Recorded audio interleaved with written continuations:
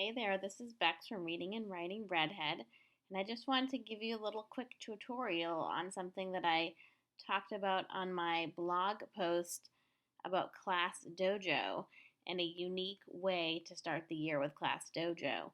So, what I do, and I've done this for a couple years and think it works great, is at the beginning of the year, instead of starting out the year with individual Class Dojo points, I create like a special way for kids to earn points on the things we need to work on, but as a class. And when the class earns a certain number of points, we have like a special activity or reward that we earn. And I find it builds a lot of, classroom community, and the kids support each other. And there's not, individual kids worrying about their own individual points. So again, I really think it helps with community building at the beginning of the year, and it gets things off on a positive start. So this is my Class Dojo interface, and don't mind all these crazy things on here. So I used to do this in a totally different way until I figured out a super easy way. So let me just show you the super easy way to do this. So what you want to do is start a new class. So click Add a Class, and then pick a name. We'll just call it Earning Points Together. I'm sure you can come up with a better name. You do have to pick a grade to continue, add class. So then what you do here, instead of doing student names, is you put in what are your different subjects, lessons, or academic blocks that you're teaching. So maybe science, morning meeting, reading or language arts. And if you have a really long language arts block, you might want to break it down to, at least 2 lessons. So I usually do language arts lesson 1, and language arts lesson 2. Do a math. It automatically assigns you a monster. Like if you hate them, you can always change them, but I just go with random. So we're done adding students, which are actually our lessons.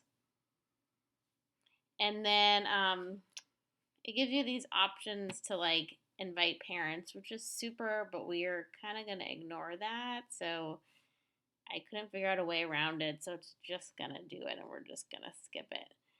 And just say, hey, we already did it. Okay, so then what you want to do is, don't start this until at least the second or third day of school until you get an idea about your class and what they need to work on. And I think 4 or 5, behaviors are good to get started with. So usually these are not the ones I want. So like, for example, for my second graders, we always need to work on remembering to raise your hand. And you can give things different point weights, but I don't worry about that right away. You can also click on the picture and change it. I love Class Dojo, but I could do with some better avatars or whatever these are. But whatever. So let's edit. Another one, not this year, but I have had a class where certain kids just like wander away, like we'll be in the middle of a lesson, and they just sort of get up and help themselves to like a book or start to draw a picture. So like staying where you're supposed to be. Okay, so you can also click on needs work and you can change those, but I'm not going to go through that whole thing. But you do take the time and you modify it the way you want. So then what you need to do is pick a point value that would be a goal for a class. Like I chose 10, but you can go higher. I wouldn't recommend going too low. Otherwise, you'll blast through and they'll get to their like whatever 8 points or 6 points really fast. I think it should last at least a couple days. So what you want to do is, so say you had your first language arts lesson, or just say math, and you want to give out some positive points. And I do recommend giving out mostly positive points, like 8 or 9 of the first 10 points to be positive. So let's say kids remember to raise their hand, and let's say kids were on task. I always have to explain that to my second graders what that means. All right, then let's say like you do morning meeting and kids are again remembering to raise their hand. So you give them a point. So that's your first day. You're up to 3 points. Let's say you do your little science and kids are staying where they're supposed to be. And let's just say though we're having some problem and there's lots of like interrupting. So maybe throw in like a point that needs work to show what we can do better on. So then it'll keep track for you of how many points you have, and then you can,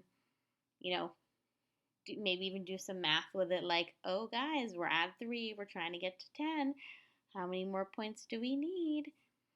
You can have kids try to predict like when they're going to meet the 10 points or whatever. So I just love this, and I think it's a great way to get started, and I don't really think I made it up myself. I'm sure I read it somewhere on a blog or Pinterest, but I cannot remember for the life of me.